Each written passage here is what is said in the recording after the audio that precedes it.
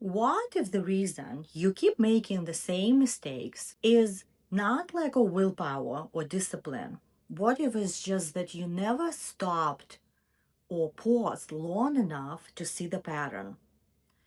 I am a journaler. This is who I am. I love sitting down with my thoughts, looking back at what happened, noticing patterns. It's one of my favorite things to do.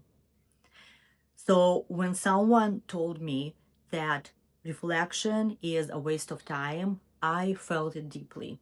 I wanted to prove the opposite. They said we should focus on what we want to grow and bring in, not look in the past. And I get it. I understand where that's coming from. But here is what hit me. Reflection is about what you want to grow. It is not about staying stuck in what already happened. It's about learning from it so you could make better choices moving forward. Let's talk about that objection for a second. The idea that we should focus on growth and the future and not the past. On the surface, it sounds right. It sounds productive, forward focused.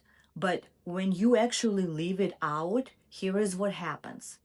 You end up repeating the same patterns over and over because you never learned what did not work. You rush into the new year or a new chapter of your life with fresh goals, good intentions, but you carry the same blind spots, the same habits, the same reactions, and 6 months later, you're wondering why nothing have changed. The only real mistake is the one you learned nothing from. Everything else is just information. Now, I know what you might be thinking. Maybe you don't have time. Maybe it feels unproductive to sit and think about what already in the past, what happened. Or maybe you're worried that if you start reflecting, you will just spiral, replaying the same painful moments over and over without getting anywhere.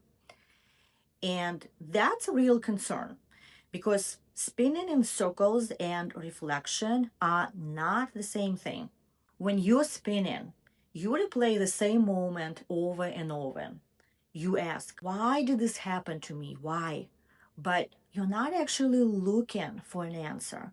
You're just feeling the same hurt, the same anger, or the same frustration. You rehash the story, you feel the feelings, and then you do it again and again. We have all been there, right? And you end up in the same exact place you started. What about reflection? Reflection asks, what can I learn from this? What was I feeling? What choice led me here? What would I do differently this time? It is purposeful, it is focused, it moves you forward.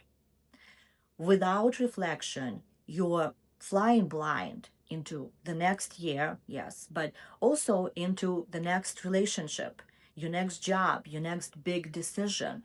You're making choices based on how you feel in the moment, reacting to whatever shows up, hoping things will be somehow different this time. But most likely they will not be, not without understanding what happened and why.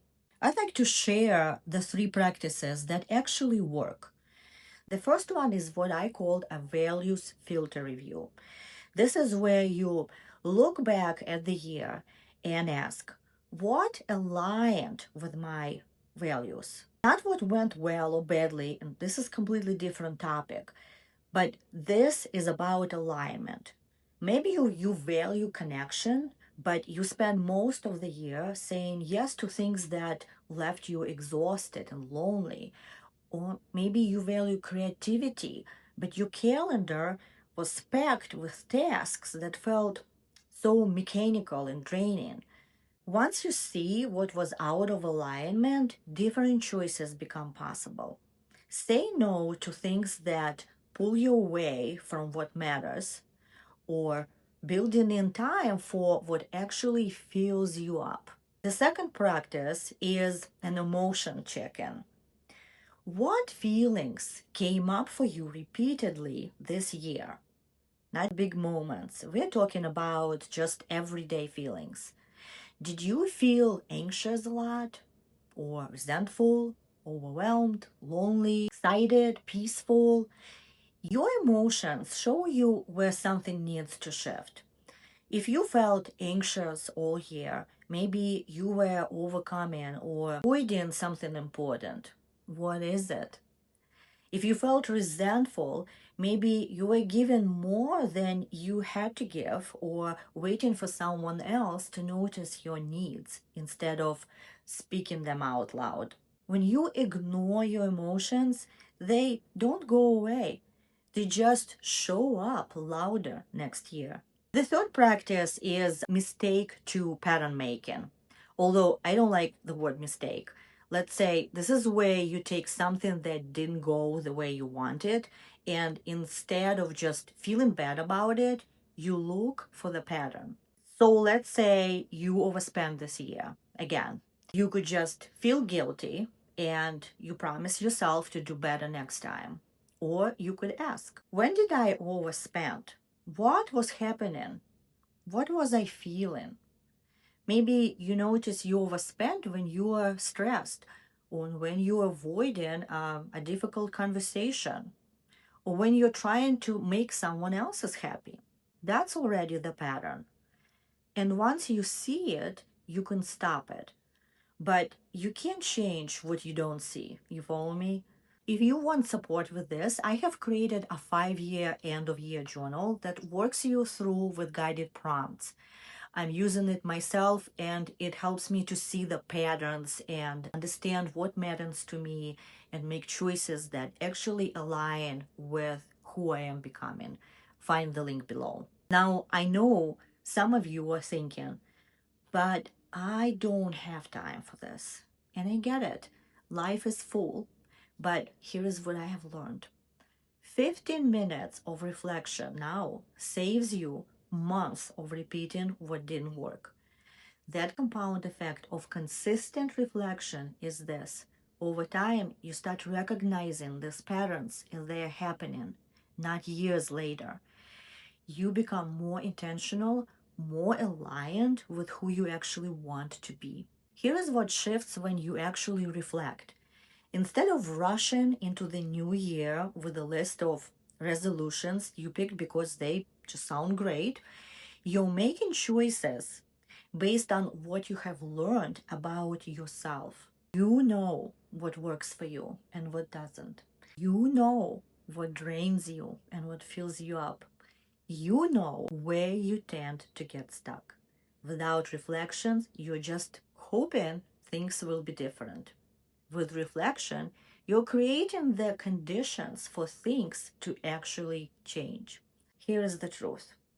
You can never make the same mistake twice because the second time, it's not a mistake, it's a choice. And that's what reflection gives you. The awareness to see when you are about to make the choice again. The understanding to choose differently.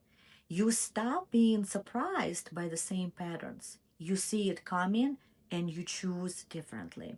Think of reflection as an act of love. It's you being gentle with yourself, curious about your experience, and wanting to understand what you need.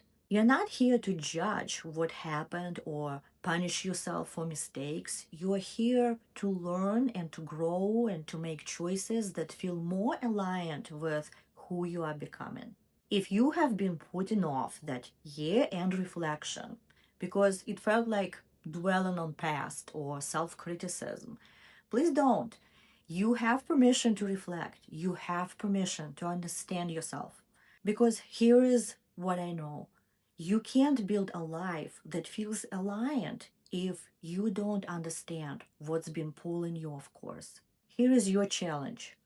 Spend 15 minutes this week doing the emotional check-in. What feelings kept showing up for you this year in this chapter of your life? Write them down.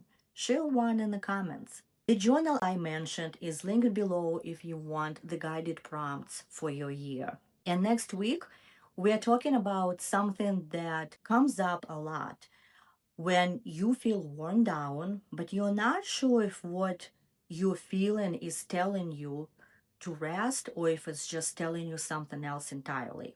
It's going to help you close this chapter with clarity. Subscribe so you don't miss it. I'll see you in there.